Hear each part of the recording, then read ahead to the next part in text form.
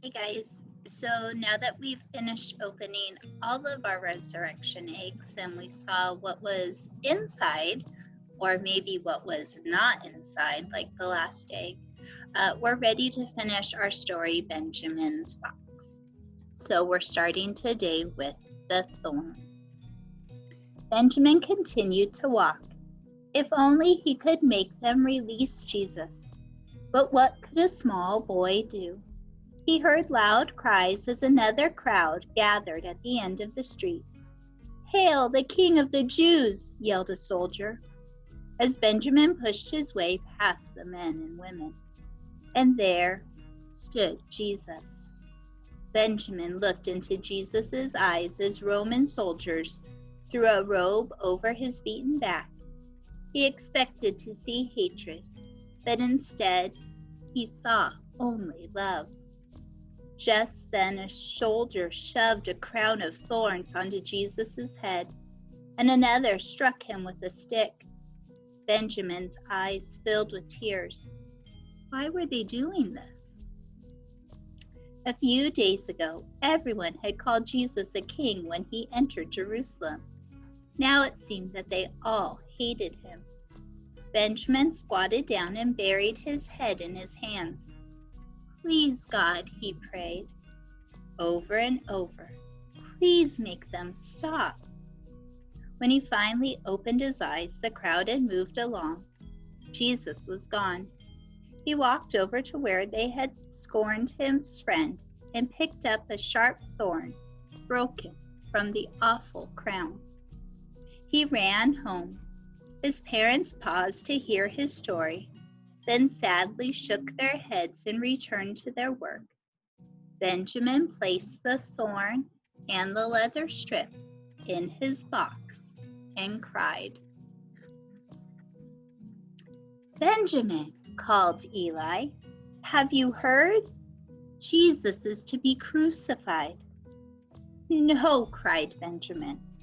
"He has done nothing to deserve that." Eli frowned. "My father says that only the worst criminals are put to death on a cross."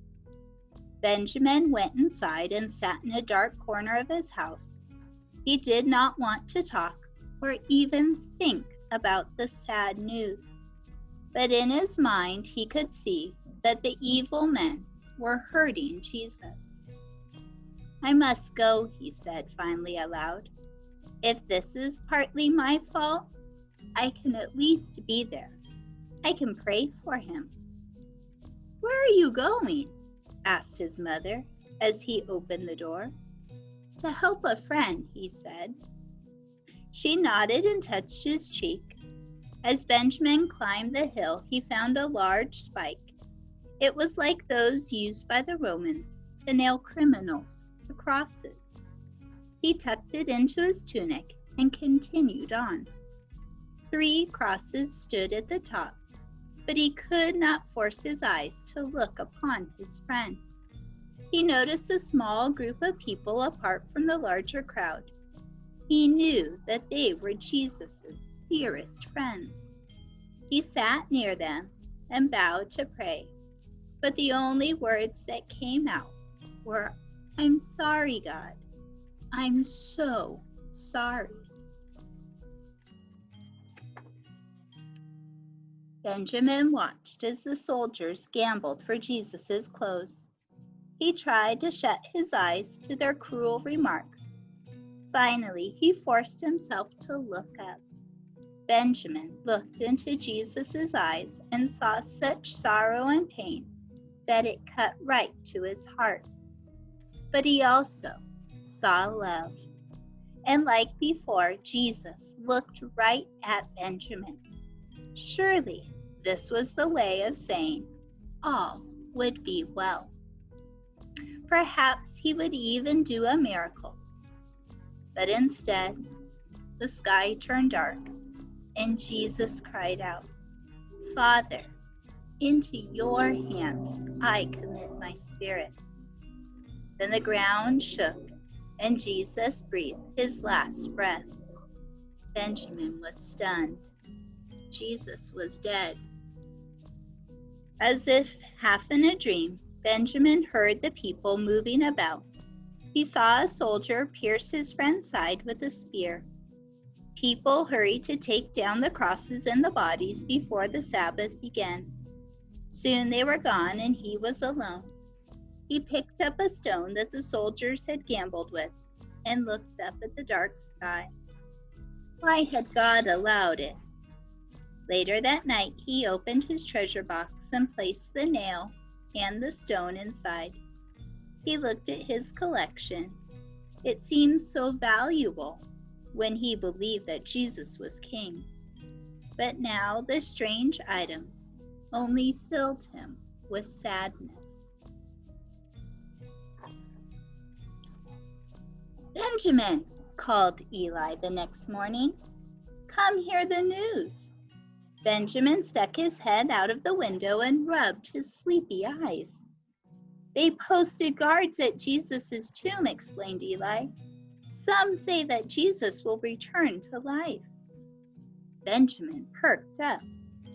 "My grandfather told me that Jesus brought some people back from the dead. Maybe it will happen again. But the soldiers say they're making sure that people don't steal his body." Quickly, Benjamin dressed and raced to the tomb. Could it be? Could Jesus have returned to life? Oh, how he hoped so. But the huge stone remained in place and the guards blocked the tomb. With dark, scowling faces, they told him to leave at once. As Benjamin walked slowly down the hill, he noticed a bit of white cloth hanging from a small branch. He plucked it off and rubbed it between his fingers. His parents wove cloth like this for burials. "Jesus is dead," he told himself as he continued towards home. That night he sadly placed the cloth in his box. This would surely be the last thing to remember his friend by. He tried to pray, but no words came out. He wondered if God was listening. Early the next morning, Benjamin went to the market for his mother. He used to enjoy the crowds in the city, but now they only reminded him of how everyone had turned against Jesus. He shuffled along without looking up. "It's a miracle," said a little girl. Benjamin stopped in his tracks and listened. "Jesus has risen from the dead. The stone has been moved." Benjamin turned and ran to the market and went towards the tomb. Could it possibly be true? Could Jesus have risen from the grave? In his heart, he believed it could be. It must be. He ran even faster. Sure enough, the stone was rolled away. He fell to his knees and thanked God. When he stood up, he picked up a sharp piece of broken rock. It must have crumbled from the huge stone. With a joyful heart, he marched back down to town. Jesus was alive. In the market, he met a woman who was a friend of Jesus. "I know the good news," he said. "Jesus is alive." "Yes," she smiled. "It's as the prophet said. On the third day, he'll rise. Some of us have even seen him." Benjamin ran home and told his parents. He placed the stone in his box. What a treasure he had now.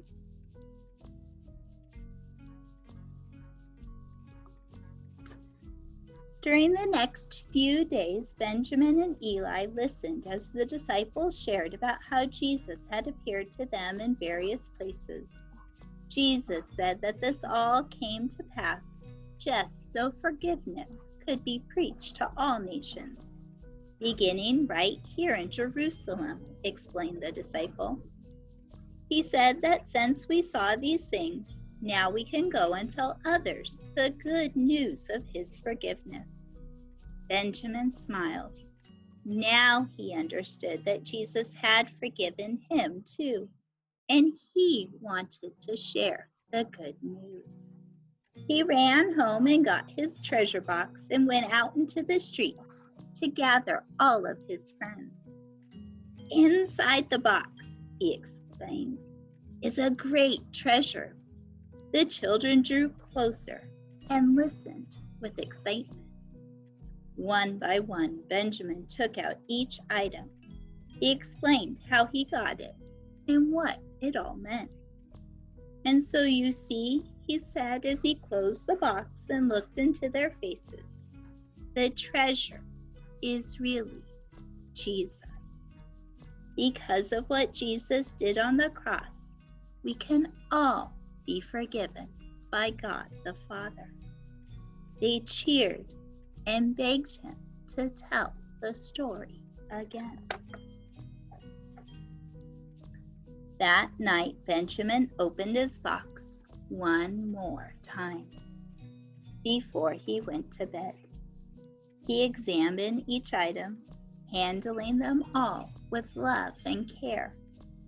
Finally, he placed the last one back in the box, and he knelt to pray. Dear God, thank you for letting me find all of these special treasures. But most of all, I thank you for sending me the greatest treasure of all. Thank you for sending Jesus. And help me to be a good servant for Jesus.